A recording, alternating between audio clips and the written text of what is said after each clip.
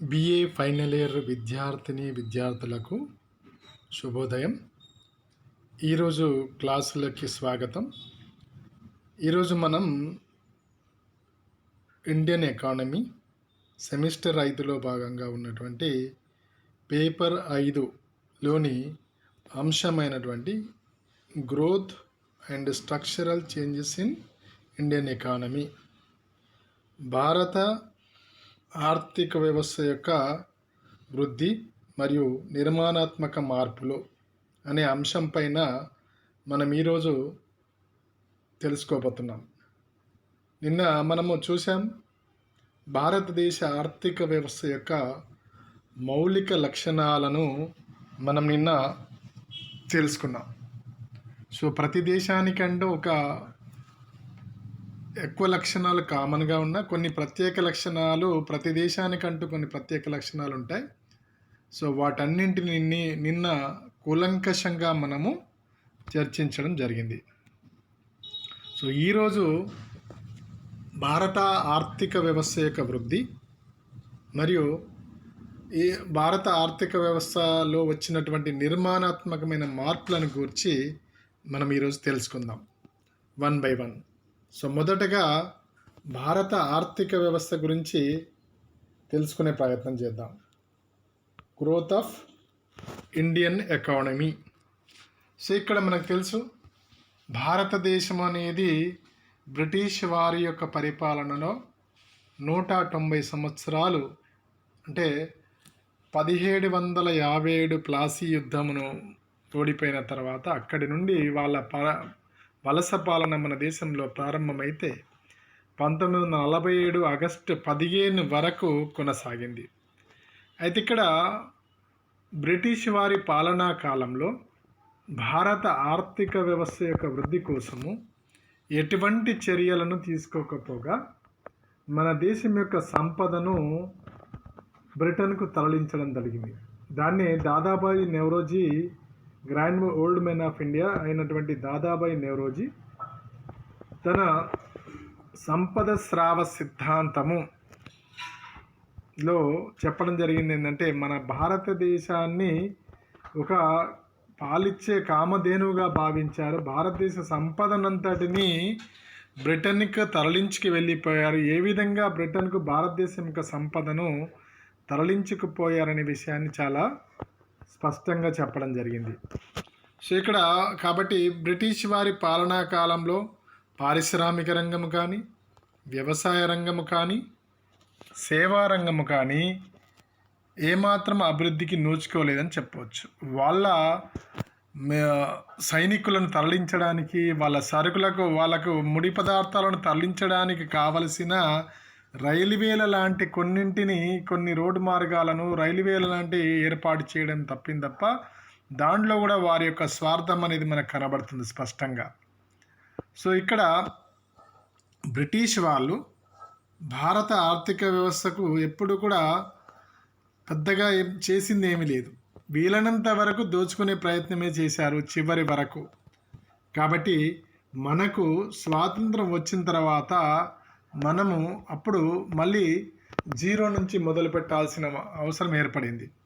So కాబట్టి అంటే ఇక్కడ British rulers never made any significant changes for the benefit of the social sector and this hampered the productive capacity of the economy during independence. India's literacy was only 17% with a life expectancy of 32.5 years. So ఇక్కడ విద్యా వైద్య సదుపాయాలు కల్పించడానికి ఏమాత్రము ప్రయత్నం చేయలేదు అనేది ఈ అంకెలను చూస్తే అర్థమైంది. సో భారతదేశం యొక్క అక్షరాస్యత రేటు స్వాతంత్రం వచ్చే నాటికి 17% ఉంది రౌండెడ్గా. అదేవిధంగా సగటు జీవన కాలం ఏదైతుందో 32.5 సంవత్సరాలే ఉంది. అంటే సో వైద్య సదుపాయాలు తగినంతగా లేకపోవడం మూలంగా, వైద్య సదుపాయాల మీద ఏమాత్రం దృష్టి పెట్టకపోగా నిర్లక్ష్యం చేయడం వలన ఆయు ప్రమాణము 32.5 సంవత్సరాలు. అంటే రకరకాల అంటువ్యాధులు ప్రబలి, ఆకలి చావులు, అంటువ్యాధుల వలన చావులు, ఈ విధంగా పౌష్టికాహార లోపం వల్ల చావులు, సరైన ఆహారం అందకపోవడం వల్ల చనిపోవడం మూలంగా సగటు జీవన కాలము 32.5 సంవత్సరాలు మాత్రమే ఉంది భారతదేశంలో బ్రిటిష్ వారి పాలన కాలం నాటికి. మనకు స్వాతంత్రం వచ్చే నాటికి ఉన్నటువంటి పరిస్థితి అది. కాబట్టి విద్యా వైద్య రంగాలలో వెనుకబాటుతనం వల్ల ఉత్పాదకత అనేది చాలా తక్కువగా ఉంది. ఇండిపెండెన్స్ వచ్చే నాటికి భారతదేశం యొక్క ఉత్పాదకత ఏ రంగాన్ని తీసుకున్నా, వ్యవసాయ రంగమైన, పారిశ్రామిక రంగమైన, సేవా రంగాలను తీసుకున్నప్పటికీ ఉత్పాదకత చాలా తక్కువగా ఉంది. అంటే ఒక తలసరి శ్రామికుడు చేసే ఉత్పత్తి వివిధ రంగాల్లో చాలా తక్కువగా ఉంది. కాబట్టి స్వాతంత్రం వచ్చిన తర్వాత post independence Jawaharlal Nehru enacted an economic policy based on import substitution industrialisation. So స్వాతంత్రం వచ్చిన తర్వాత అప్పటి ప్రధానిగా ఉన్న, మన దేశానికి ప్రధానిగా ఉన్నటువంటి జవహర్లాల్ నెహ్రూ ఒక విధానాన్ని అనుసరించడం జరిగింది. అంటే దిగుమతి ప్రత్యామ్నాయ పారిశ్రామీకరణ విధానాన్ని అనుసరించడం జరిగింది. దీన్ని మనము ఏమంటామంటే ద నెహ్రూ మహలనోబిస్ అప్రోచ్ అంటాం. అప్పటికి అంటే రెండవ పంచవర్ష ప్రణాళిక రూపకర్త అయినటువంటి పిసి మహలనోబిస్ ఈ అప్రోచ్కు ప్రధాన ఆద్యుడు, దీని రూపకర్త. కాబట్టి ఇవన్నీ చర్యలు తీసుకోవడం వల్ల అంటే రెండవ పంచవర్ష ప్రణాళికలో వేసినటువంటి పునాది భారీ కీలక పరిశ్రమల స్థాపనకు, దిగుమతి ప్రత్యామ్నాయీకరణ కోసం చేసినటువంటి పునాది ఈ రోజుకు కూడా మనకు ఆర్థిక వ్యవస్థకు వెన్నుదన్నుగా నిలుస్తుందంటే అతిశయోక్తి కాదు. కాబట్టి ఈ చర్యల ఫలితంగా భారతదేశం యొక్క ఆర్థిక వ్యవస్థ చాలా అభివృద్ధి చెందింది. At the turn of the century, India's GDP was at around US $480 billion. As economic reforms picked up pace, India's GDP grew fivefold to reach US $2.2 trillion in 2015 as per IMF estimates. So ఇక్కడ ఏంటంటే మనకు అంటే ఈ 2000 సంవత్సరం నాటికి మన యొక్క GDP అనేది అంటే $500 ట్రిలియన్ అంటే దాదాపుగా 480 బిలియన్లు అంటే 48,000 కోట్ల US డాలర్లు. సో 48,000 కోట్ల US డాలర్లు మనము రూపాయి కన్వర్టబిలిటీతో చూసినప్పుడు మనకి ఇప్పుడు కన్వర్టబిలిటీ రేటు మారకపు రేట్ ఎంత ఉంది, 75 అనుకోండి రౌండ్గా. సో ఇంటూ 75 చేస్తే 48,000 కోట్ల అమెరికన్ డాలర్లు. సో ఇక్కడ 48,000 కోట్ల అమెరికన్ డాలర్లు ఉంటే అది ఏమైంది 2.2 ట్రిలియన్ అంటే 2,20,000 కోట్ల అమెరికన్ డాలర్లకు మన యొక్క సంపద మన యొక్క ఆదాయం పెరిగింది. సో దీన్ని బట్టి మనకు అంటే మన భారత ఆర్థిక వ్యవస్థ ఏ విధంగా అభివృద్ధి చెందింది అంటే 2015 నాటికే ఐదింతలుగా అభివృద్ధి సాధించింది. అంటే స్వాతంత్రం వచ్చినప్పటికంటే ఎన్నో రెట్ల అభివృద్ధిని మనం సాధించాం. సో భారత ఆర్థిక వ్యవస్థలో అభివృద్ధి అనేది మనకు స్పష్టంగా కనబడుతుంది. సో మనం అనుసరించిన ప్రణాళికా విధానం కావచ్చు, మనం దీన్ని సాధించడం కోసం అనుసరించినటువంటి వివిధ విధానాల సమ్మేళనం వలన ఈ ఫలితము సాధ్యమైందని చెప్పవచ్చు. కాబట్టి ఇది భారత ఆర్థిక వ్యవస్థ యొక్క వృద్ధిని సూచిస్తుంది. The economic development in India followed socialist inspired politicians for most of it's independent history, including state ownership of many sectors. India's per capita income increased at only around 1% annualized rate in the 3 decades after independence. So మనకు సామ్యవాద తరహా విధానాలను అనుసరించినటువంటి మన యొక్క రాజకీయ నాయకులు దానివల్ల మొదటి 3 దశాబ్దాలు అంటే 1951 నుండి 80-81 వరకు కేవలము తలసరి ఆదాయంలో వృద్ధి అనేది 1%గానే ఉంది. దీనికి ఒక కారణము అంటే ఇక వృద్ధి రేటు 1% ఉంది అంటే అర్థం ఏంటంటే మనకు అప్పటి వరకు ఉన్నటువంటి జనాభా పెరగడం వల్ల జరిగినటువంటి అభివృద్ధి వారికి సరిపోయింది. కాబట్టి ఇక్కడ తలసరి ఆదాయం యొక్క వృద్ధి రేటు 1%గానే ఉంది. ఆర్థిక వ్యవస్థ వృద్ధి రేటు 3% పైన ఉన్నప్పటికీ తలసరి ఆదాయం 1%గా ఉండడానికి కారణం ఏంటంటే జనాభా పెరుగుదల. జనాభా భయంకరంగా పెరగడం వల్ల సో ఈ వృద్ధి రేట్ అనేది మనకు చాలా తక్కువగా కనబడుతుంది. So it's independence since the mid 1980s, India has slowly opened up its markets through economic liberalization. After more fundamental reforms since 1991 and their renewal in 2000s, India has progressed towards a free market economy. So ఇక్కడ మనకు తెలుసు, మనకు పారిశ్రామిక విధాన తీర్మానాల లోపల 1948, 1956, 1991 ప్రధానమైనటువంటి పారిశ్రామిక విధాన తీర్మానాలు. 1991 పారిశ్రామిక విధాన తీర్మానాన్ని సరళీకృత పారిశ్రామిక విధానము అంటాం.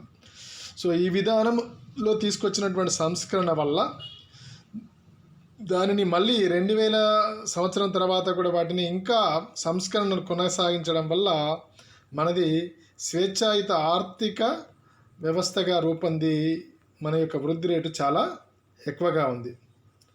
సో కాబట్టి ఇది భారతదేశము మనకు స్వాతంత్రం వచ్చిన తర్వాత అన్ని రంగాల లోపల, సో వ్యవసాయ రంగం కావచ్చు, పారిశ్రామిక రంగం కావచ్చు, సేవా రంగం కావచ్చు, అన్ని రంగాల లోపల గణనీయమైనటువంటి పురోభివృద్ధిని లేదా అభివృద్ధిని సాధించింది అని చెప్పవచ్చు. ఇక భారత ఆర్థిక వ్యవస్థలో వచ్చినటువంటి నిర్మాణాత్మక మార్పులను చూద్దాము. సో అక్కడ నిర్మాణాత్మక మార్పులు అనేవి ఏంటంటే the process of development requires structural change. అంటే ఈ ఆర్థికాభివృద్ధి అనేది నిర్మాణాత్మక మార్పులను సూచిస్తుంది. నిర్మాణాత్మక మార్పులను చోటు చేసుకున్నప్పుడే ఆర్థికాభివృద్ధి జరిగిందంటాం మనం. ఇంతకుముందు ఆర్థికాభివృద్ధి గురించి ఇంతకుముందు చెప్పుకున్న టాపిక్లో మాట్లాడుతూ మనం చెప్పుకున్న విషయం ఏంటంటే ఉత్పత్తి పెరగడంతో పాటు వ్యవస్థాపూర్వక నిర్మాణాత్మక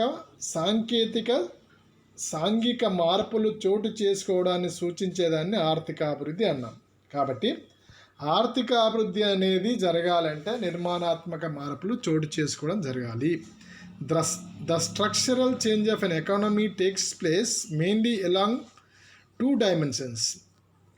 నిర్మాణాత్మక మార్పులు అనేవి రెండు విధాలుగా చోటు చేసుకుంటాయి. One is the changing sector-wise share in GDP and the second is the changing share of the labor force engaged in each sector. So దీనిలో మనకు ఇంతకుముందు చెప్పుకున్నట్టు ప్రతి ఆర్థిక వ్యవస్థలో ఏ దేశం యొక్క ఆర్థిక వ్యవస్థ అయినా సరే 3 రంగాలు ఉంటాయి.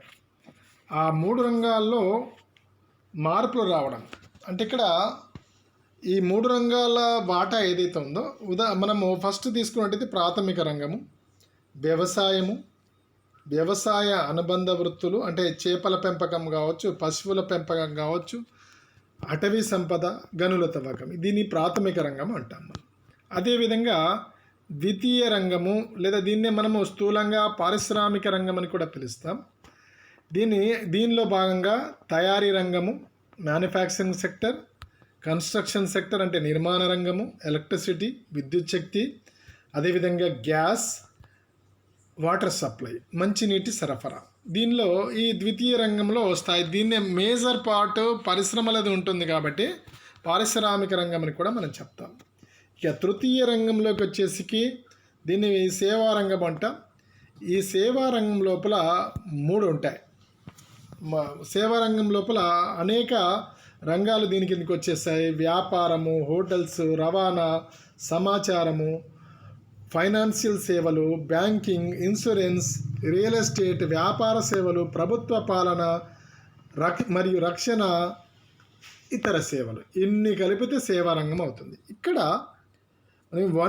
Changing sector wise share in GDP అంటే దీంట్లో మనకు కోలిన్ క్లార్క్ చెప్పినట్టు ఒక దేశము ఆర్థికాభివృద్ధి సాధించింది అని ఎప్పుడు చెప్తామంటే కోలిన్ క్లార్క్ ప్రకారము ఒక దేశము వ్యవసాయ రంగ ప్రాధాన్యత కలిగిన దేశం కాస్త సేవా రంగ ప్రాధాన్యత కలిగిన దేశంగా రూపుదిద్దుకోవడాన్ని ఆర్థికాభివృద్ధి అన్నాడు. సో కాబట్టి దీనిలో అంటే ఇక్కడ మనము చూసాం నిన్న భారతదేశ ఆర్థిక వ్యవస్థ లక్షణాల గురించి చెప్పుకుంటూ వ్యవసాయ రంగ ప్రాధాన్యత కలిగినటువంటి దేశంగా ఉంది మనం. సో వ్యవసాయ రంగ ప్రాధాన్యత కలిగిన దేశం కాస్త నెక్స్ట్ అంటే స్టెప్ బై స్టెప్ వ్యవసాయ రంగ ప్రాధాన్యత నుండి నెక్స్ట్ పారిశ్రామిక రంగ ప్రాధాన్యత పెరగడము, పారిశ్రామిక రంగ ప్రాధాన్యత ఇంకా దానికంటే సేవా రంగ ప్రాధాన్యత పెరగడము, ఈ విధంగా జరగడాన్ని ఇక్కడ ఇది నిర్మాణాత్మక మార్పులను సూచిస్తుంది. నిర్మాణంలో ఆర్థిక వ్యవస్థలో నిర్మాణంలో మార్పులు అంటే వ్యవసాయ రంగం యొక్క ప్రాధాన్యత తగ్గుతూ పోవడము, పారిశ్రామిక రంగ ప్రాధాన్యత పెరగడము, దానికంటే మించి సేవా రంగం యొక్క ప్రాధాన్యత పెరగడం ఏదైతే ఉందో ఇది నిర్మాణాత్మకమైన మార్పును సూచిస్తుంది. ఒకటి. రెండవది ఏంటంటే ఈ వృత్తుల వారి జనాభా విభజన అంటే వ్యవసాయ రంగం మీద పారిశ్రామిక సేవా రంగాల మీద ఆధారపడిన జనాభా ఏదైతుందో దానిలో కూడా మార్పులు చోటు చేసుకోవడము. సో దీంట్లో వ్యవసాయ రంగం మీద ఆధారపడే జనాభా తగ్గడము, పారిశ్రామిక సేవా రంగాల మీద ఆధారపడే జనాభా పెరగడము జరిగితే దానిని నిర్మాణాత్మక మార్పుగా చెప్తాం మనం. సో అక్కడ కూడా సో జాతీయ ఆదాయంలో వివిధ రంగాల వాటాలో మార్పులు చోటు చేసుకోవడం ఒకటి, అదేవిధంగా మొత్తం ఉపాధి కల్పన లోపల వివిధ రంగాల వాటాలో మార్పులు చోటు చేసుకోవడం ఏదైతుందో అది రెండవది. ఈ రెండింటిని కలిపి మనము నిర్మాణాత్మక మార్పులు అంటాం, structural changes in India. Next, structural changes do not only characterize economic development, they are also necessary for sustaining economic growth. So ఇటువంటి నిర్మాణాత్మకమైన మార్పులు చోటు చేసుకున్నప్పుడు మాత్రమే కొనసాగించగలిగే అభివృద్ధి సాధ్యమవుతుంది. దీర్ఘకాలంలో కూడా అభివృద్ధిని కంటిన్యూ చేయడానికి సాధ్యమవుతుంది ఈ నిర్మాణాత్మక మార్పులు జరిగినప్పుడు. సో ఇక్కడ మనము స్ట్రక్చరల్ చేంజెస్కి సంబంధించి అంటే నిర్మాణాత్మక మార్పులకు సంబంధించి వివిధ రంగాల యొక్క వాటా ఎలా మారుతూ వచ్చిందనే విషయాన్ని ఈ పట్టిక ద్వారా మనం తెలుసుకునే ప్రయత్నం చేద్దాం. స్ట్రక్చరల్ చేంజెస్ డాటా ఈ టేబుల్ ఇది. Percentage sectoral shares in GDP at 1999 2000 prices. So దీనిలో ఈ 2 సున్నాలంటే 2000 అని అర్థం. 1999 2000 ప్రైజెస్. సో మనం ఎప్పుడైనా ఆర్థిక సంవత్సరం అనేది ఏప్రిల్ 1న ప్రారంభమై మార్చి 31న ముగుస్తుంది కాబట్టి మనము ఇలా 99 2000 1950 51 ఇలా మనం సంవత్సరాలని రాయడం జరుగుతుంది. ఎందుకంటే 2 సంవత్సరాల లోపల వస్తుంది కాబట్టి ఏప్రిల్ 1 అండ్ మార్చి 31 కాబట్టి ఈ విధంగా మనము రాయడం జరుగుతుంది మనము ఆర్థిక సంవత్సరాన్ని. సో మనం చూసినట్టయితే ఇక్కడ ఈ టేబుల్ను గమనించినట్టయితే మనకు సో 1951 నుంచి 2009-10 వరకు 51 నుంచి 2009-10 వరకు ఉన్నటువంటి డాటా ఉంది. 3 రంగాలకు సంబంధించినటువంటి డాటా అంటే దాంతోపాటు మన యొక్క జీడిపి ఎంత ఉంది అంటే స్థూల దేశీయ ఆదాయం లేదా దేశీయ ఉత్పత్తి లేదా జాతీయ ఆదాయం ఎంత ఉంది, అది మొత్తం ఒక్కొక్క రంగం యొక్క వాటా ఎంతకు సమానము, ప్రాథమిక రంగము, ద్వితీయ రంగము, తృతీయ రంగము మొత్తం కలిపి జీడిపి ఎంత అనేది చివరి కాలంలో మనం చూపించడం జరిగింది. టోటల్ జీడిపి వచ్చేసి లాస్ట్ కాలంలో ఉంది. ఫస్ట్ కాలంలో సంవత్సరం, తర్వాత ప్రాథమిక రంగము, ఒకటి ఆదాయము కోట్ల రూపాయలు, సో దాని వాటా ఎంత అనేది నెక్స్ట్, అదేవిధంగా ద్వితీయ రంగము, తృతీయ రంగము, లాస్ట్లో వచ్చేసి టోటల్ జీడిపి ఎంత అనేది ఉంది. ఇక్కడ మనకు 19 కొన్ని మనము చూచాయిగా మనము మన యొక్క విశ్లేషణ కోసం చూద్దాం. 1950-51లో మన దేశం యొక్క జాతీయ ఆదాయం అనే పదాన్ని వాడుతున్నాం. ప్రతిసారి దేశీయోత్పత్తి అనే కాకుండా జాతీయ ఆదాయము ఎంత ఉంది, మన యొక్క స్థూల దేశీయోత్పత్తి విలువ 1,27,000. ఇక్కడ ఇది మనం చూస్తాం 1999-2000 సంవత్సరం ఏదైతే ఉందో ఆ ఆధార సంవత్సరం ధరలలో చెప్తున్నాము. అంటే వాస్తవంగా ఏ మేరకు పెరుగుదల వచ్చిందో తెలుసుకోవడానికి మనం స్థిరమైన ధరలలో లేదా ఆధార సంవత్సరం ధరలలో చెప్పడం జరుగుతుంది.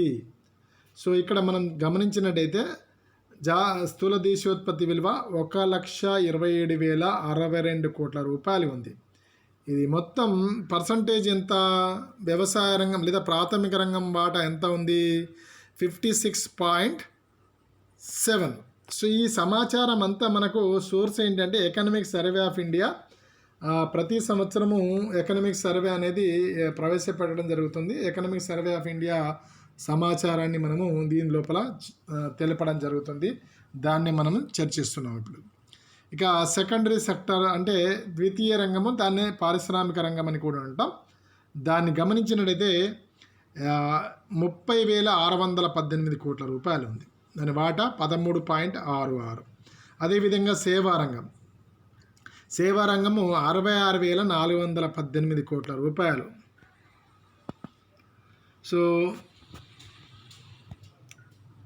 66,418 కోట్ల రూపాయలు, దాని వాటా 29.64% ఉంది.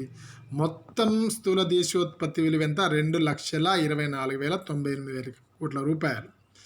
సో ఇక్కడ మనము మొదటి 3 దశాబ్ద కాలాన్ని చూద్దాం. తర్వాత మనం మధ్యలో చూద్దాం. 1980-81లో చూద్దాం. ఇక్కడ మనకు తెలుసు ప్రాథమిక రంగం యొక్క వాటా. ఇక్కడ గమనించాల్సిన విషయం ఏంటంటే ప్రాథమిక రంగం యొక్క వాటా తగ్గుతుంది, కానీ ఉత్పత్తి పరంగా విలువ పరంగా తగ్గడం జరగదు. అంటే దాని అర్థం ఏంటి? దీనిని మించి ద్వితీయ రంగము, తృతీయ రంగము ఈ ప్రాథమిక రంగాన్ని మించి అభివృద్ధిని సాధిస్తున్నాయి, కాబట్టి వాటి యొక్క వాటాలు పెరుగుతూ పోతున్నాయి. దీని యొక్క వాటా సాపేక్షంగా తగ్గుతూ వస్తుందనే విషయాన్ని మీరు గమనించగలరు. సో ఇక్కడ మనం 1980-81లో చూసినట్టయితే స్థూల దేశీయోత్పత్తి విలువ 2,56,000 కోట్లకు దాదాపుగా డబుల్ అయింది అనుకోండి. అంటే 30 సంవత్సరాల లోపల డబుల్ అయింది స్థిరమైన ధరలలో. 1999-2000 ధరలలో 2,56,342 కోట్లు. కానీ దాని యొక్క వాటా ఎంత వచ్చేసింది? 39.93. అంటే సుమారుగా 40% తగ్గింది. 56.7% నుంచి 40% వాటా తగ్గింది, కానీ విలువ మాత్రము తగ్గలేదు, పెరిగింది. ఉత్పత్తి పరంగా ఉత్పత్తి విలువను చూసినప్పుడు అది మాత్రం పెరిగింది, వాటా తగ్గింది సాపేక్షంగా. ఇక సెకండరీ సెక్టర్ అయినటువంటి దాన్ని పారిశ్రామిక రంగం లేదా ద్వితీయ రంగం యొక్క స్థూల దేశీయోత్పత్తి విలువ 1,41,420 కోట్ల రూపాయలు.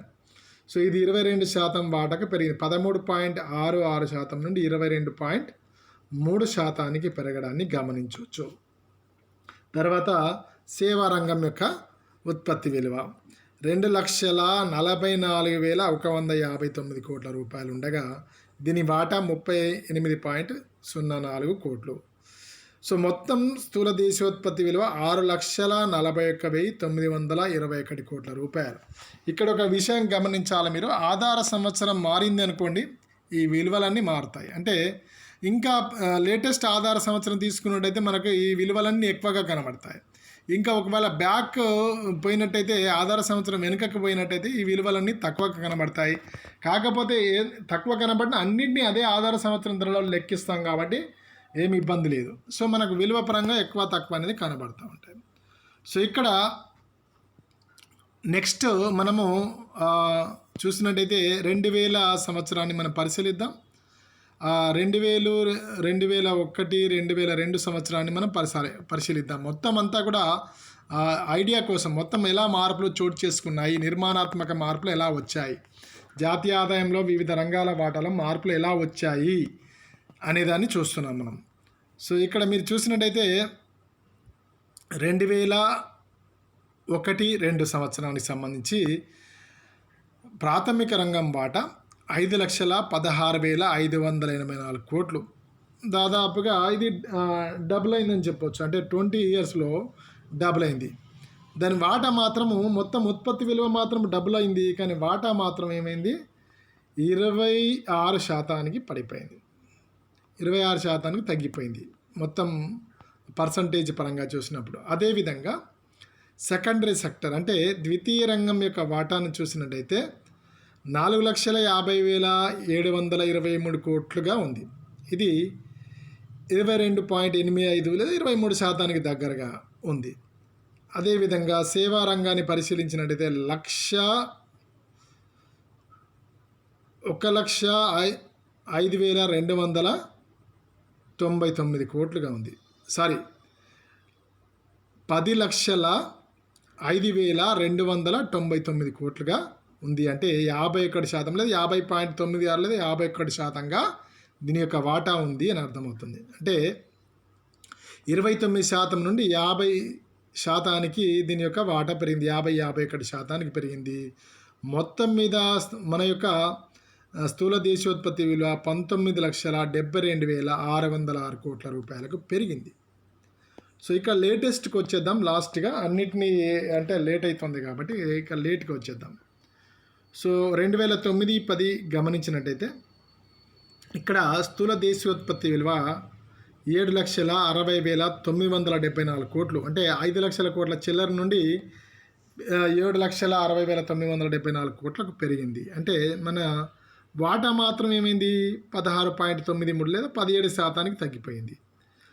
సో ఇక్కడ మనం పదే పదే చెప్తున్నాం, వాటా తగ్గడం అంటే విలువ పరంగా తగ్గడం కాదు, సాపేక్షంగా మిగతా 2 రంగాలను మొత్తం ఈ 3 రంగాల యొక్క స్థూల దేశీయోత్పత్తి విలువ కలిపితే మనకు మొత్తం జీడిపి వస్తుంది. కాబట్టి దాని పర్సంటేజ్ ఎంత ఉంది, మొత్తం జీడిపి లోపల వ్యవసాయ రంగం లేదా ప్రాథమిక రంగం యొక్క శాతం ఎంత, ద్వితీయ రంగం యొక్క శాతం ఎంత, తృతీయ రంగం యొక్క శాతం ఎంత అనేది చెప్తున్నాం. కాబట్టి సాపేక్షంగా చూసినప్పుడు వాటా తగ్గుతుంది, కానీ విలువ పరంగా ఉత్పత్తి మాత్రం పెరుగుతుంది. ఉత్పత్తి విలువ క్రమంగా పెరుగుతూ ఉంది. ఒక 2002-03 సంవత్సరంలో తప్ప మిగతా ఎక్కడ కూడా మనకు తగ్గుదల అనేది లేదు, వరుసగా పెరగడమే జరుగుతుంది ప్రాథమిక రంగం యొక్క స్థూల దేశీయోత్పత్తి విలువ. కానీ దీనిలో పర్సంటేజ్ వాటా మాత్రం తగ్గుతుంది. ఇక ద్వితీయ రంగము యొక్క విలువ 11,58,000 కోట్ల రూపాయలు. సో ఇక్కడ 25.77% ఉంది వాటా. అదేవిధంగా సేవారంగం యొక్క వాటా విలువ 25,74,769 కోట్ల రూపాయలు, అంటే 57.3% సమానము.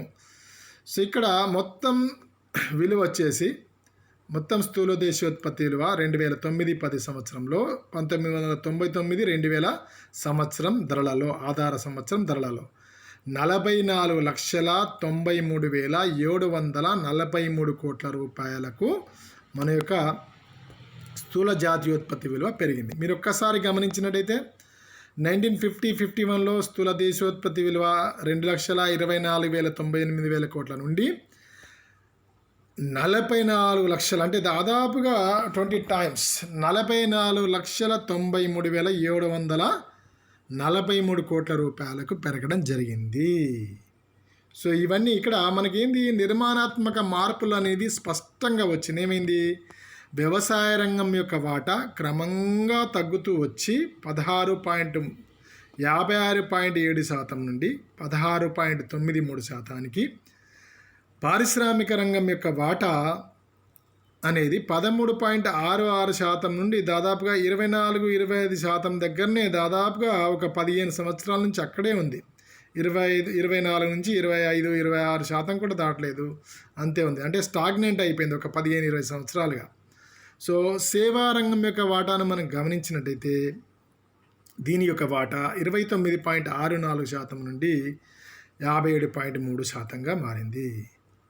సో ఇక్కడ మనం దీన్ని చూసినట్టయితే డబుల్ అయింది, సేవారంగం యొక్క వాటా డబుల్ అయింది. అయితే ఇక్కడ ఒక విషయం మనం గమనించాలి, ఏంటంటే ఈ నిర్మాణాత్మకమైన మార్పులు ఏవైతే వస్తున్నాయో ఇది ఆర్థిక అభివృద్ధికి దారితీస్తాయి. అదేవిధంగా ఆర్థిక అభివృద్ధి దీర్ఘకాలంలో కూడా కొనసాగడానికి కారణమవుతుంది. ఇక్కడ మనం ఏంటంటే అభివృద్ధి చెందిన దేశాల్లో చూసామనుకోండి, మనము ఈ రంగాల వారిగా వాటాలు చూసినప్పుడు సేవా రంగం యొక్క వాటా సుమారుగా 80% వరకు ఉంటుంది చాలా దేశాల లోపల, అభివృద్ధి చెందిన దేశాల లోపల.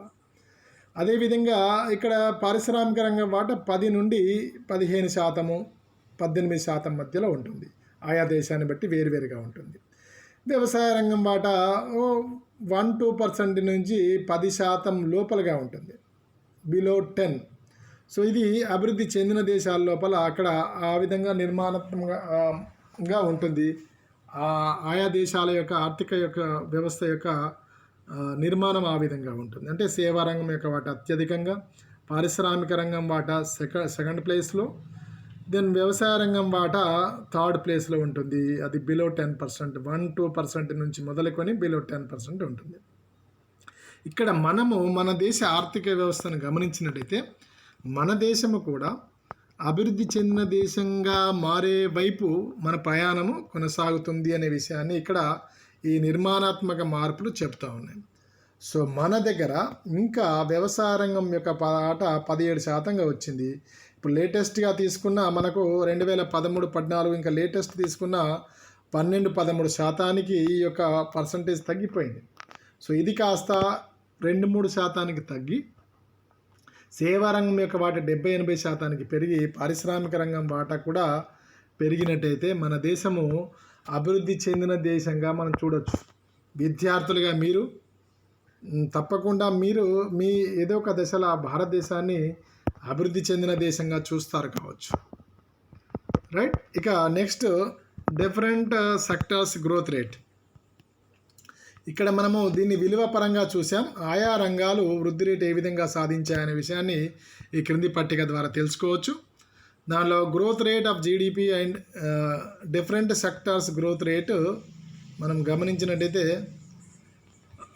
First growth rate of GDP and different sectors during the period 1950-51 to 2009-10. So ఇది కూడా దీనికి ఆధారం, ఈ డాటాకు ఆధారం economic survey of India different issues. So మనం 1950-51 నుంచి ఇది ఒక దశాబ్ద కాలానికి మనం తీసుకున్నాం. 50-51 to 60-61 జీడిపి పర్ యానం సంవత్సరానికి వృద్ధి రేటు, సాంవత్సరిక వృద్ధి రేటు 3.79 అంటే సగటున. సో ఆ 10 సంవత్సరాల కాలంలో ఒక్కొక్క సంవత్సరం డిఫరెంట్గా ఉన్న సగటు వృద్ధి రేటు ఈ దశాబ్ద కాలానికి సాంవత్సరిక వృద్ధి రేటు 3.7% ఉంది. ప్రాథమిక రంగము 2.87%, అదేవిధంగా ద్వితీయ రంగము 6.35% ఉంది. తృతీయ రంగం వచ్చేసి 4.2% ఉంది. ఇక్కడ చూడండి ఈ మూడు రంగాల యొక్క సగటు వృద్ధి రేటు ఏదైతే ఉందో దాన్ని మనం జీడిపి సూచిస్తుంది. అది ఏమవుతుంది, మన జీడిపి వృద్ధి రేటు ఏమవుతుంది, 3.7 నుంచి 3.55, 3.42, 5.29, 6.01, 7.80, ఈ 4.46 కొంచెం పడిపోయింది ఇక్కడ. సో ఇక్కడ ఇది మొత్తము యావరేజ్. ఈ చివరిగా ఏదైతే తీసుకున్నామో 1950-51 to 2009-10 ఈ మొత్తం ఇన్ని దశాబ్దాల కాలంలో అంటే 6 దశాబ్దాల కాలంలో సాధించినటువంటి సగటు జీడిపి వృద్ధి రేటు 4.46%. అదేవిధంగా ప్రాథమిక రంగం యొక్క కూడా వృద్ధి రేటు, సగటు వృద్ధి రేటు 2.74%. ఇది 60 సంవత్సరాల సగటు వృద్ధి రేటు. ఆ 60 సంవత్సరాల సగటు తీస్తే 2.74% ప్రతి సంవత్సరం చొప్పున ప్రాథమిక రంగము అభివృద్ధి చెందింది. అదేవిధంగా ద్వితీయ రంగము 5.4% చొప్పున, తృతీయ రంగము 5.67% చొప్పున వృద్ధి చెందిందని చెప్పవచ్చు. సో ఇక్కడ మనం చూసినట్లయితే వ్యవసాయ రంగంలోనే వృద్ధి రేటు తక్కువగా ఉన్నట్టుగా మనం గమనించవచ్చు. పారిశ్రామిక రంగము, సేవా రంగాల యొక్క వృద్ధి రేటు ఈ మొదటి ప్రాథమిక రంగం కంటే ఎక్కువగా ఉన్నదనే విషయాన్ని మనకు ఈ పట్టిక ద్వారా అర్థమవుతుంది. So next distribution of GDP at factor cost. So దీనిలో ఈ ఉత్పత్తి కారకాల ఖరీదు దృష్ట్యా మనము జీడిపికి వివిధ రంగాలు సమకూరుస్తున్న యొక్క వాటాను చూసినట్టయితే మనం దీంట్లో చూడండి ఒకసారి sector codes of the above table. First దీంట్లో మనం ఏదైతే తీసుకుంటున్నామో ఇందులో ఫస్ట్, సెకండ్ సెక్టార్ కోడ్ అని చెప్పేసి 1, 2, 3, 4, 5, 6 అని ఉన్నాయి కదా. దానికి సంబంధించి ఇక్కడ సెక్టార్ కోడ్స్ కింద ఇవ్వడం జరిగింది. ఫస్ట్ ఇది దానిలో agriculture, forestry and fishing, mining and quarrying, వ్యవసాయము, అటవీ సంపద, మత్స్య సంపద, గనులు మరియు గనుల తవ్వకం. ఇవన్నీ. రెండవది వచ్చేసి దీన్నే ప్రాథమిక రంగం అని కూడా అంటాం మనం. రెండవది ద్వితీయ రంగము మ్యానుఫ్యాక్చరింగ్, తయారీ రంగము, కన్స్ట్రక్షన్ నిర్మాణ రంగము, ఎలక్ట్రిసిటీ విద్యుత్ శక్తి, ది గ్యాస్ సహజ వాయువు మరియు నీటి సరఫరా అనేది ఇవి రెండు కూడా పారిశ్రామిక రంగం లేదా ద్వితీయ రంగం అంటాం. దీని రెండో కోడ్ ద్వితీయ రంగాన్ని లేదా పారిశ్రామిక రంగాన్ని సూచిస్తుంది. ఇక మూడవది trade, hotels, transport and communication, వ్యాపారము, హోటళ్ళు, రవాణా మరియు సమాచారం. ఇది మూడవది. ఈ 3, 4, 5 ఏవైతే ఉన్నాయో ఈ 3 కలిపి దీన్ని సేవారంగం అంటాం. ఫైనాన్సింగ్, విత్త సేవలు, ఇన్సూరెన్స్, బీమా, రియల్ ఎస్టేట్ అంటే ఈ యొక్క రియల్ ఎస్టేట్ వ్యాపారము, నిర్మాణము. రియల్ ఎస్టేట్ అంటే ఇక్కడ సర్వీసెస్ అందిస్తారు కదా, అది దృష్టిలో పెట్టుకోవాలి. నిర్మాణ రంగం వేరు, రియల్ ఎస్టేట్ అనేది ఇందులో సర్వీసెస్ కిందకి వస్తుంది. ఆ కంపెనీస్ అన్ని కట్టి అమ్మేస్తూ ఉంటాయి కాబట్టి కన్స్ట్రక్షన్ మాత్రమే దానిలో వస్తుంది. బిజినెస్ సర్వీసెస్ అంటే వ్యాపార సేవలు, పబ్లిక్ అడ్మినిస్ట్రేషన్ ప్రభుత్వ పాలన మరియు రక్షణ, ఇతర సేవలు. సో ఇవి 3, 4, 5 అనేది సేవా రంగం అనేది గుర్తుపెట్టుకోండి. మొదటిది ప్రాథమిక రంగము, రెండవది ద్వితీయ రంగము అనే విషయాన్ని దృష్టిలో పెట్టుకోండి. ఇక ఆరవది వచ్చేసి ఇందులో 6వ కాలం ఉంది కదా పైన, 6వ కాలం వచ్చేసి మనకు స్థూల దేశీయోత్పత్తిని సూచిస్తుంది. Cross domestic product at factor cost. ఇది కూడా ఈ సమాచారం అంతా కూడా ఎకనామిక్ సర్వే ఆఫ్ ఇండియా 2008-9 సంవత్సరము నుండి సేకరించబడినటువంటి సమాచారము. ఇక్కడ మనము అవుట్లైన్ చూద్దాం. దీన్ని గమనించినట్టయితే మీరు చూడొచ్చు. Distribution of GDP at factor cost మీరు గమనించండి. ఇది 1950-51 ప్రతి 10 ఇయర్స్కి ఒకసారి తీసుకున్నాం. 50-51 అంటే 50-51 తర్వాత 60-61 10 ఇయర్స్ గ్యాప్తోని ఇది చేయడం జరిగింది. ప్రాథమిక రంగం యొక్క వాటా చూసాం మనం ఇంతకుముందు చెప్పిన దాన్ని 56.7% నుండి 16.93% తగ్గడాన్ని మనం గమనించవచ్చు. ఇక ద్వితీయ రంగంలో ఈ ప్రాథమిక రంగంలో మనం ఇదివరకు చెప్పిన అన్నీ ఉంటాయి. వ్యవసాయం, అటవీ సంపద, చేపల పెంపకము, పశువుల పెంపకం, గనుల తవ్వకము అవన్నీ వచ్చేస్తాయి. వాటన్నింటి కలిపి అది ప్రాథమిక రంగం అవుతుంది. ద్వితీయ రంగం కూడా ఇంతకుముందు మనం చెప్పుకున్న డాటాని ఇక్కడ మళ్ళీసారి కొంచెం డీటెయిల్డ్గా ప్రాథమిక రంగం, ద్వితీయ రంగం సేమ్ డాటానే, దాదాపు సేమ్ డాటా. ఈ 3, 4, 5ని మనం ఏం చేసామంటే సేవా రంగాన్ని స్ప్లిట్ చేసాం. సేవా రంగాన్ని దేని కింద? వ్యాపారము, హోటల్స్, రవాణా సమాచారము, బ్యాంకింగ్, ఇన్సూరెన్స్, రియల్ ఎస్టేట్, వ్యాపార సేవలు, ప్రభుత్వ పాలన మరియు రక్షణ. సో దీంట్లో మనం అక్కడ సేవా రంగంగా ఉన్నదాన్ని మూడవది ఏంటి? వ్యాపారము, హోటల్స్, రవాణా. ఇక్కడ మీరు గమనించాల్సింది ఏంటంటే దేని యొక్క పెరుగుదల ఎక్కువగా ఉందని గమనించినప్పుడు ఈ వ్యాపారము, హోటల్స్, రవాణా సమాచారం చూసినట్టయితే 11.34% ఉన్న వాటా కాస్త 26.55% పెరిగింది.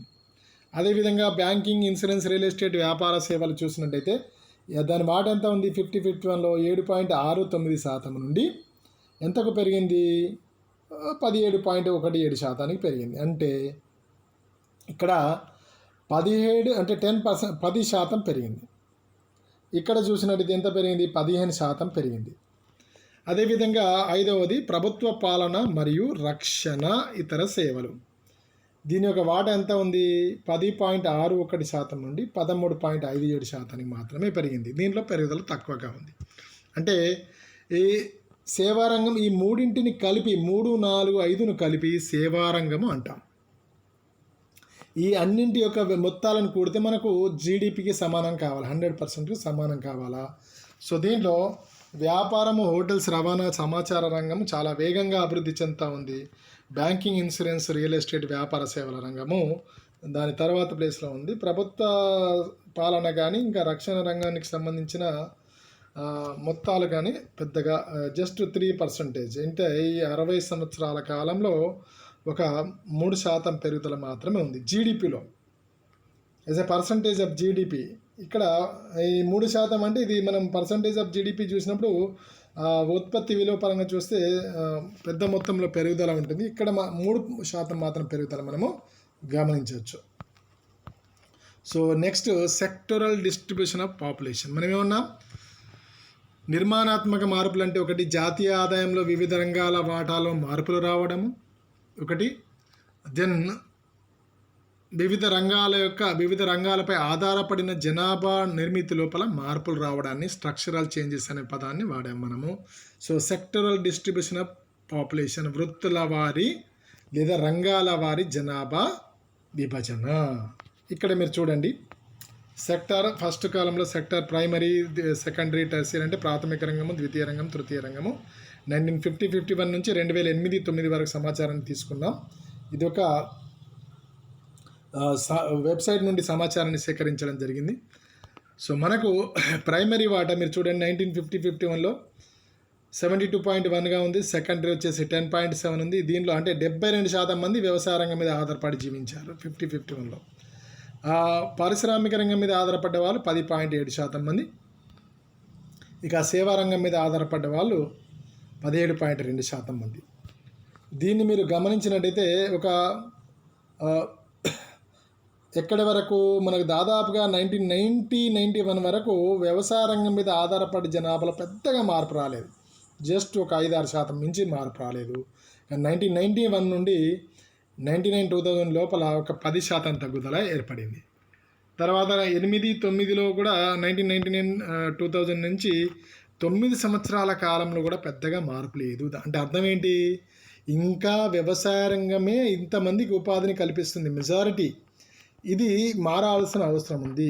మనం పారిశ్రామిక రంగంలో జస్ట్ ఒక ఎంత 50-51కి ఇక్కడికి 10.7% నుంచి 18.8% పెరిగింది. జస్ట్ ఒక 8% మాత్రమే పెరుగుదల ఏర్పడింది. అంటే పారిశ్రామిక రంగానికి తరలి వెళ్ళారు. వ్యవసాయ రంగం మాట తగ్గింది అంటే అర్థమైంది. వ్యవసాయ రంగం మీద ఆధారపడ్డ కొద్ది మంది విద్యను అభ్యసించి వివిధ నైపుణ్యాలను పొంది పారిశ్రామిక సేవా రంగాలకు తరలి వెళ్తారు అన్నట్టు. ఈ వ్యవసాయాన్ని వృత్తిగా వదిలేసుకొని పారిశ్రామిక రంగానికి సేవా రంగానికి తరలి వెళ్ళడం వల్ల దీని మీద ఆధారపడ్డ జనాభా అనేది తగ్గుతుంది. ఇక్కడ చూడొచ్చు మనము. సో 2008-9 లోపల వ్యవసాయ రంగం మీద ఆధారపడ్డ జనాభా 56.5%. ప్రాథమిక రంగం అంటాం. ద్వితీయ రంగాన్ని చూసినట్టయితే మీరు 18.8%గా ఉంది. సేవా రంగం మీద ఆధారపడ్డ జనాభా 24.8%గా ఉంది. సో ఇక్కడ మాత్రము అక్కడ జాతీయ ఆదాయంలో వివిధ రంగాల వాట దగ్గరికి వచ్చేసరికి కొంచెం అభివృద్ధి చెందిన దేశాలకు దగ్గరగా వెళ్తున్నాం. కానీ ఇక్కడ వృత్తుల వారి లేదా రంగాల వారి జనాభా విభజనను చూసినప్పుడు ఇంకా చాలా దూరంలో ఉన్న విషయం, మనము చాలా దూరంలో ఉన్నాము అభివృద్ధి చెందిన దేశంగా మారడానికి అనే విషయము ఇది తెలుపుతుంది. సో వ్యవసాయ రంగం మీద ఆధారపడ్డ జనాభా శాతం తగ్గాలి, ఇంకా తగ్గాలి, చాలా తగ్గాలి. సో ఇక్కడ వాటా తగ్గింది ఓకే, కానీ వ్యవసాయ రంగం మీద ఆధారపడే జనాభా తగ్గినప్పుడే ఇంకా వృద్ధి రేటు సాపేక్షంగా ఎక్కువగా ఉంటుంది.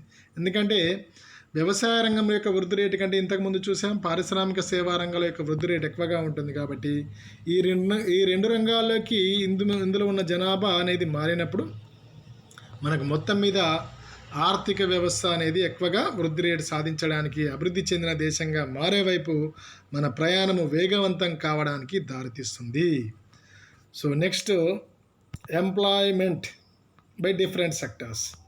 ఇక చివరిగా మనము ఎంప్లాయ్మెంట్ బై డిఫరెంట్ సెక్టర్ 2009-10 సంవత్సరానికి సంబంధించి చూసినట్టయితే సో ఇది ప్రైవేట్ సోర్స్ నుంచి ఇన్ఫర్మేషన్ ఉంది కాబట్టి కొంచెం వేరియేషన్ ఉంది. సో మనకు అనిపించవచ్చు సార్ ఇంతకుముందే మనము ఏది 2008-9కి సంబంధించి మనం ఏమన్నాం 56.5 అన్నాం, ఇక్కడ 53% ఉంది. కొంచెం డాటా లోపల వేరియేషన్ కొద్దిపాటి వేరియేషన్ ఉంది, ఒక సంవత్సరం తేడా ఉంది, 1-2% తేడా ఉంది. కానీ మనకు ఒక ఐడియా కోసం ఇది ఉపయోగపడుతుంది. చూడండి మొత్తం వ్యవసాయ రంగం ఎంతమందికి ఉపాధి కల్పిస్తుంది? ఎంప్లాయ్మెంట్ బై డిఫరెంట్ సెక్టర్స్, వ్యవసాయము, అగ్రికల్చర్. సో ఇక్కడ అగ్రికల్చర్ అనే దాని లోపల మనకు చెప్పాం కదా ఇంతకుముందు, వ్యవసాయము, అటవీ సంపద, చేపల పెంపకము, పశువుల పెంపకము, గనుల తవ్వకము వస్తాయి. 53% మందికి ఉపాధి కల్పిస్తుంది. మ్యానుఫ్యాక్చరింగ్, తయారీ, వస్తువుల యొక్క తయారీ రంగము, దాన్ని మనం పారిశ్రామిక రంగం, భారీ మధ్య తరహా చిన్న తరహా పరిశ్రమల్లో వస్తువులను తయారు చేసే రంగం అని అర్థం, దాన్ని పారిశ్రామిక రంగం అంటాం. కన్స్ట్రక్షన్, నిర్మాణ రంగము. సో ఇక్కడ రోడ్ల నిర్మాణము ఇవన్నీ కూడా నిర్మాణ రంగం కిందకి వస్తాయి. భవనాల నిర్మాణము, ప్రాజెక్టుల నిర్మాణం, ఇదంతా కూడా నిర్మాణ రంగం కిందకి వస్తుంది. ఇక ట్రేడ్, వ్యాపారము. వ్యాపారం అనేది మనం చూస్తుంటాం, అంటే డిఫరెంట్ హోల్సేల్, రిటైల్ ఇవన్నీ షాప్స్ ఇవన్నీ ఉంటాయి కదా. వ్యాపార రంగం కిందకి వస్తుంది. 9% మందికి ఉపాధి కల్పిస్తుంది. ఇక ట్రాన్స్పోర్టేషన్ సెక్టర్ 4% మందికి ఉపాధి కల్పిస్తుంది. Hospitality and real estate.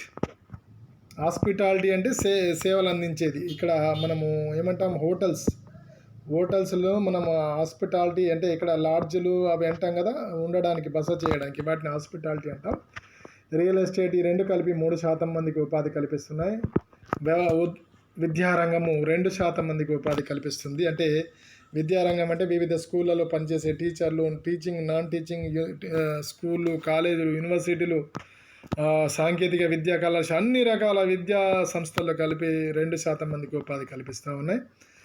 Government అంటే ప్రభుత్వ ఉద్యోగులు, ప్రభుత్వ రంగంలో ఉండే భాగంగా ఉద్యోగులు కానీ అన్ని మిలిటరీ, పారామిలిటరీ దళాలు అన్నీ కలిపి 2% మందికి ఉపాధి కల్పిస్తున్నాయి. మిగతావి అన్ని చిన్న చిన్న అన్నీ కలిపి 5% మంది, మొత్తం కలిసి 100% అవుతుంది. ఈ విధంగా మన దేశ ఆర్థిక వ్యవస్థ లోపల స్వాతంత్రం వచ్చిన తర్వాత భారతదేశ ఆర్థిక వ్యవస్థ చాలా వృద్ధి చెందింది. అదేవిధంగా నిర్మాణాత్మకమైన మార్పులు చోటు చేసుకుంటున్నాయి. అంటే వివిధ రంగాల వాటాల్లో మార్పులు వస్తున్నాయి.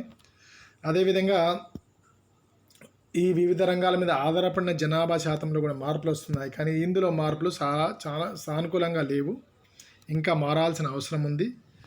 కాబట్టి ఇలా మార్పులు చోటు చేసుకున్నట్టయితే దీర్ఘకాలంలో మనము ఈ నిర్మాణాత్మక మార్పులు కొనసాగి సానుకూలంగా ఉన్నప్పుడు భారతదేశము అభివృద్ధి చెందిన దేశంగా మారడానికి ఎంతో దూరంలో లేదు. దానికోసం మనమందరము మీరు మేము అందరము దేశంలోని ప్రతి పౌరుడు తన వంతుగా కర్తవ్యాన్ని నిర్వర్తించినట్టయితే ఇది సాధ్యమని భావిస్తూ ఈరోజు క్లాసును ముగిస్తున్నాం. మీ సందేహాలు ఏమైనా ఉన్నట్టయితే, మీకేమన్నా ఏదన్నా ఇన్ఫర్మేషన్ ఏదనిపించినట్టయితే కామెంట్ సెక్షన్లో రాయండి. సెలవు.